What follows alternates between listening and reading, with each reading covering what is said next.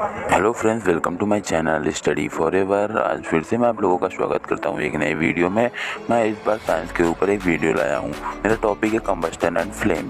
तो चलिए शुरू करते हैं आज अपना टॉपिक। फ्रेंड्स, अगर आप लोग चैनल पर नए हो तो चैनल को सब्सक्राइब और वीडियो को लाइक करके और कमेंट भी करें कि वीडियो आप लोगों को कैसा लगा, और वीडियो को शेयर भी करें ताकि हमारा मोटिवेशन बढ़े। तो चलिए शुरू करते हैं अपना topic combustion and flame.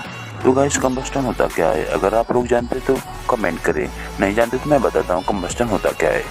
Combustion a chemical process in which a substance reacts with oxygen and produce heat and light. एक ऐसा प्रोसेस जिसमें कोई भी सब्सटेंस हीट और लाइट प्रोड्यूस करता हो ऑक्सीजन से रिएक्ट करने के बाद, उसे हम लोग कंबस्टन कहेंगे। कंबस्टन मतलब क्या होता है आप लोग समझ गए होंगे। एक एग्जांपल ले सकते हैं हम लोग लकड़ी का। लकड़ी जलाएंगे तो ऑक्सीजन से रिएक्ट करने के बाद हीट और लाइट प्रोड्यूस करता है, और हम लोग कंबस्टन को दहन भी कहते हैं हिंदी में। और फ्रेंड्स, हमारा सेकेंड टॉपिक है combustible and non combustible substance. मतलब ऐसी सब्सटेंस जो कंबस्ट हो सकती हैं, मतलब कंबस्टिबल हैं, और ऐसे सब्सटेंस जो कंबस्टिबल नहीं है। सब्सटेंस विच का easily catch fire are combustible substance such as paper, coal, wood. Substance मतलब पदार्थ जो कि जल सकते हैं, उसे हम कंबस्टिबल सब्सटेंस कहेंगे। जैसे कि कागज़, कोल, पेपर, हम सब एग्जाम्पल में ले सकते हैं। और हमारा जो है नॉन कंबस्टिबल सब्सटेंस, जो कि फायर जल्दी कैच नहीं करता, मतलब फायर उसमें लग ही नहीं सकता, वो पॉसिबल ही नहीं। जैसे पानी में कभी आग लग ही नहीं सकता और मिट्टी में भी कभी आग नहीं लग सकता, उसे हम लोग कंबस्टिबल सब्सटेंस। और हमारा तीसरा टॉपिक है inflammable substance. The substances which have been very low ignition temperature and can easily catch fire are known as inflammable substance. तो आज ये हम लोग जानते हैं इनफ्लेमेबल सब्सटेंस होता क्या है। ऐसे सब्सटेंस जिसमें बहुत ही जल्दी फ्लेम की वजह से आग लग जाए, यानी फायर कैच कर ले, उसे हम लोग इनफ्लेमेबल सब्सटेंस कहेंगे। जैसे एग्जांपल हम ले सकते हैं पेपर। अगर पेपर को अगर हम थोड़ा सा भी फ्लेम दें लाइटर से, तो उसमें आग लग जाएगी और वो कहलाएगा इनफ्लेमेबल सब्सटेंस। फ्रेंड्स, और हमारा चौथा टॉपिक है how many types of combustion. Combustion कितने प्रकार के होते हैं? पहला कंबस्टन है rapid combustion. The combustion in which heat and light are produced और released in a very short span of time is called rapid combustion. For example LPG. Guys, इसका मतलब हुआ कि ऐसा कोई कंबस्टन जो बहुत ही शॉर्ट टाइम में बहुत ही जल्दी फ्लेम रिलीज करे, मतलब बहुत ही थोड़े समय में। जैसे ही आप लोग मान लीजिए आप लोग खाना बनाते हैं आप अपने घर में, तो आप लोग एलपीजी सिलेंडर का यूज करते ही होंगे। अगर आप उसमें लाइटर से आग लगाएंगे, वो तुरंत कंबस्ट होकर आपको हीट प्रोड्यूस करने लगता है, उसी को हम लोग रैपिड कंबस्टन। और हमारा सेकेंड कंबस्टन है spontaneous combustion. The type of combustion in which substance catch fire on their own without the help of application of heat is termed as spontaneous combustion.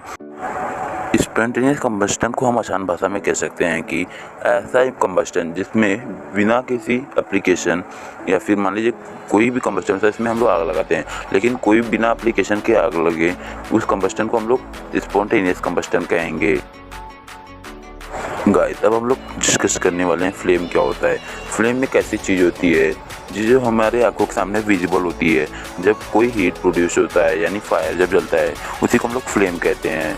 और what we see flame in the light of energy release due to the combustion of fuel. मतलब जब कोई fuel बढ़ता है, मान लीजिए candle जल रहा है, उसके ऊपर जो फ्लेम निकलती है, मतलब जो आग दिखती है हम लोग की आंखों से विजिबल होती है, उसी को हम लोग फ्लेम कहते हैं।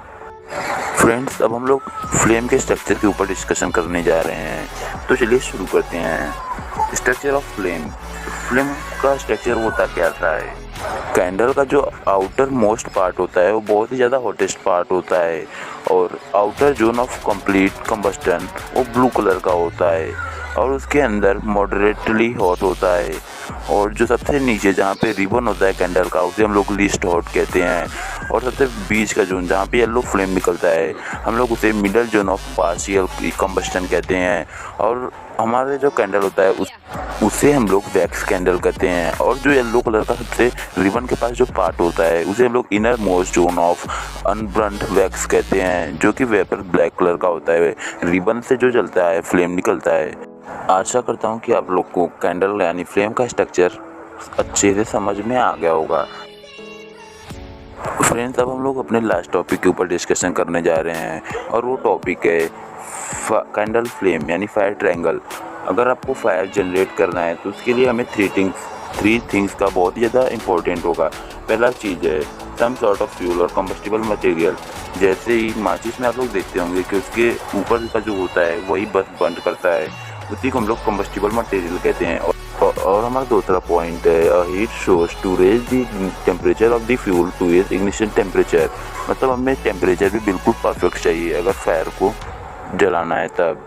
और हमारा तीसरा पॉइंट है हमें इनफ ऑक्सीजन चाहिए होता है कंबस्ट करने के लिए। तो अब आप आशा करता हूँ कि आप लोग को वीडियो पसंद आया होगा, तो चैनल को सब्सक्राइब और वीडियो को लाइक करना ना भूलें। Thank you for watching.